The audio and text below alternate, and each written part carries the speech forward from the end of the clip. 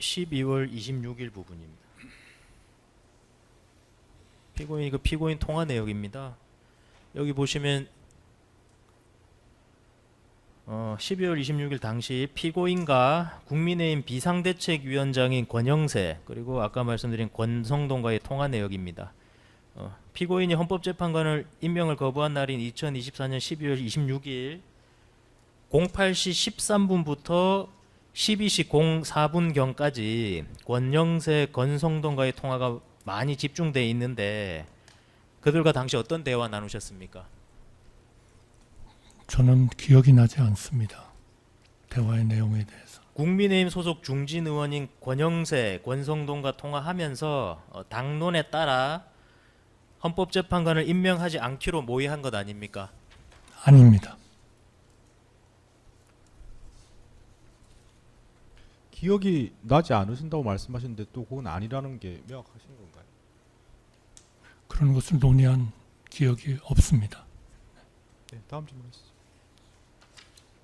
예, 제가 제시가 잘렸는데 여기 이제 직전인 오후 12시와 12시 02분에도 통화한 내용입니다.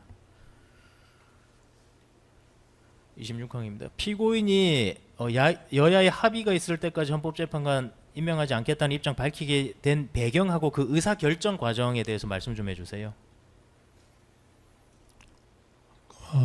12월 24일 날 국무회의 모두 발언에서 얘기한 것도 여야가 정말 합의를 이루어 달라 하는 그러한 그 정치인들의 이름까지 거명해 가면서 호소를 했고요.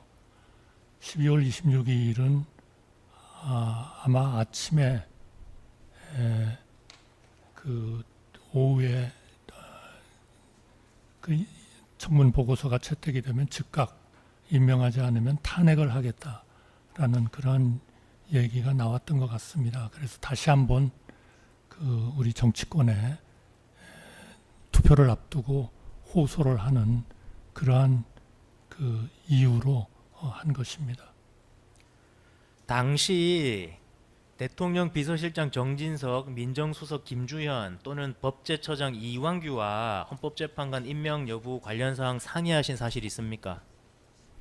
이러한 그 구체적인 사안을 놓고 얘기한 적은 없습니다. 그러니까 헌법재판관 임명 관련해서 제가 말씀드린 분들이랑 상의하신 적 있습니까?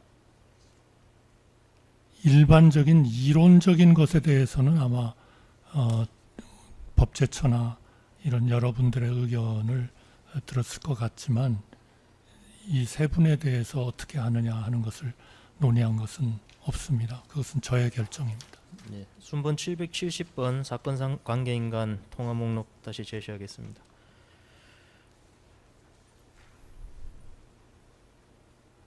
(2024년 12월 25일경) 12월 25일 16시 31분경 정진석이 피고인에게 이제 장문 문자 메시지를 보냈고 피고인이 이에 대해서 답신한 것으로 확인되는데 당시 정진석과 어떤 대화 나눴습니까? 글쎄요, 기억이 나지 않습니다.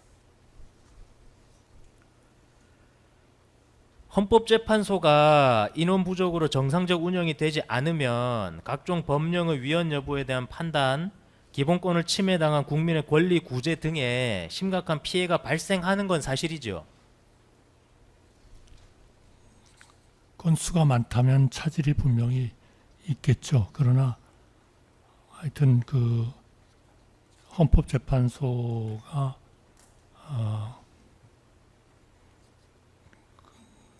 효력정지 가처분인가요? 뭐 이런 걸 통해서 일단 심의는 할 수 있도록 그렇게는 한 것으로 제가 물론 알고 있고요. 그게 절대로 뭐 충분한 그런 것은 아닙니다만 그러나 책임 있는 정치인들이라면은 저는 이러한 문제를 정말 국민들이 걱정을 하고 국론이 분열돼 있고 권한대행이 이런 일을 할 수 있느냐 없느냐에 대한 굉장한 논쟁이 붙어 있는 그러한 상황이기 때문에 충분히 협의하고 그리고 국민들을 걱정을 덜 시키는 쪽으로 저는 결정을 할 수 있다고 믿었습니다. 그렇기 때문에 담화문에도 합의하면 즉각 임명하겠다는 걸 얘기했고 저는 임명을 하지 않을 생각에 추호도 없었습니다. 예, 30방 생략하겠습니다. 피고인은 12월 26일 오후에 담화문 발표하실 때 국회에서 후보자 3명에 대한 임명 동의안이 당연히 가결될 것으로 예상하고 있으셨죠? 저는 합의도 극적으로 될 수 있지 않냐 그런 생각도 뭐 했었던 거는 솔직하게 말씀드리겠습니다. 피고인이 국회 선출 헌법재판관의 임명을 거부한 것과 관련해서 피고인은 직무집행이 정지돼 있던 윤석열 대통령으로부터 지시를 받아서 임명 거부한 것 아닙니까? 아닙니다. 이후 국회는 피고인이 재판관 선출자 3명을 임명하지 않자 12월 27일 피고인에 대한 탄핵 소추안을 가결했지요. 네, 그 가결 사실 그 전달 받으신 게 그날 오후 4시쯤이라고 수사 과정에서 말씀하셨는데 맞습니까? 아마 그쯤 될 겁니다.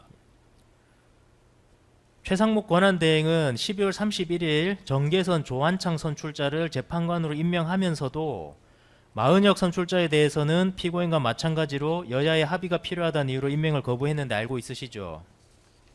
네, 언론을 통해서 봤습니다. 피고인은 최상목이 어떤 이유로 정계선 조한창은 임명하고 마은혁 임명 안 했는지 내막을 그 사정을 알고 있으십니까? 저는 자세히 모릅니다. 피고인이 그러한 최상목의 의사 결정에 관여하신 사실 있습니까? 없습니다. 피고인은 최상목이 선출자 중 일부는 임명하고 일부는 임명하지 아니하는 것을 사전에 미리 알고 있으셨습니까? 몰랐습니다.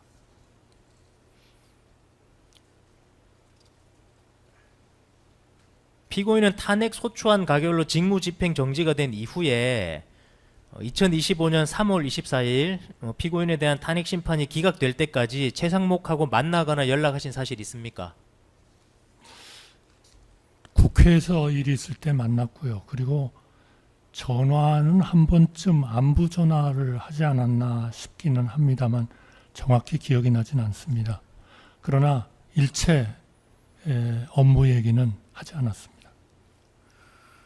국회는 최상목이 마은혁을 임명하지 아니한 것을 두고 헌법재판소에 권한쟁의 심판 청구했고 2025년 2월 27일 8인 전원 일치로 이를 일부 인용하면서 위 3인은 헌법과 헌법재판소법상의 자격 요건을 갖추었고 선출 절차에 있어 헌법 및 국회법 등을 위반한 하자가 없으므로 피청구인 최상목입니다. 피청구인은 위 3인을 임명할 구체적 자기 의무를 부담한다. 본건은 결국 헌법에 의하여 부여된 국회의 헌법재판소 재판관 선출을 통한 헌법재판소 구성권을 침해한 것이다 라고 결정한 사실 알고 있으시죠? 네, 재판 결정이 나온 다음에 읽었습니다. 또한 헌법재판소는 2025년 3월 24일 피고인에 대한 탄핵 심판에서 탄핵 심판 청구에 대해서는 기각 결정을 하면서도 기각 결정 이후에 피고인입니다. 피청구인은 국회가 선출한 3인을 헌법재판관으로 임명하여야 할 헌법상 구체적 자기 의무를 부담하고 있음에도 불구하고 국회로부터 헌법재판관 선출 통지를 받기도 전에 국무회의나 담화문 등을 통하여 여야의 합의를 전제로 헌법재판관을 임명하겠다는 취지로 발언하는 등 국회가 선출한 3인을 헌법재판관으로 임명하지 않겠다는 거부 의사를 미리 종국적으로 표시함으로써 헌법상 구체적 자기 의무를 위반하였다. 따라서 피청구인은 헌법 제66조, 제111조 및 국가공무원법 제56조 등을 위반하였고 이는 헌법상 탄핵 소추 사유인 그 직무집행에 있어서 헌법이나 법률을 위배한 때에 해당한다라는 취지로 설시한 사실 알고 있으시죠? 알았습니다마는 그 판결의 또 결정의 소수 의견은 다른 의견을 제시하기도 했습니다. 그러나 그 결과는 처음으로 헌법재판소가 대통령의 국회 선출 몫의 헌법재판관 후보에 대해서 어떤 결정을 해야 되느냐 하는 것을 처음으로 결정을 한 그러한 결정이었다. 그렇게 생각합니다. 그 전에는 헌법재판소의 그런 결정이나 또는 법령이나 이런 것들은 없었다고 생각합니다.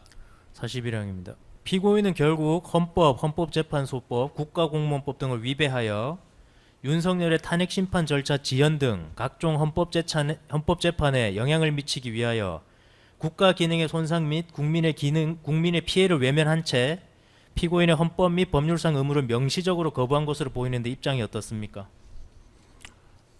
저는 막 그럴 의도가 전혀 없었고요.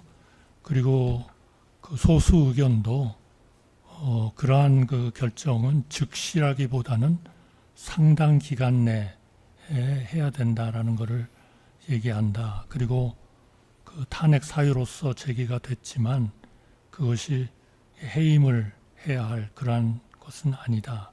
그리고 물론 소수 의견이긴 합니다만은 제가 그 여야 간 합의를 호소했던 것이 헌법재판소의 기능을 전면적으로 마비시키려고 한 그러한 것은 아니다. 저는 그렇게 결정하지 않았나 그렇게 생각합니다.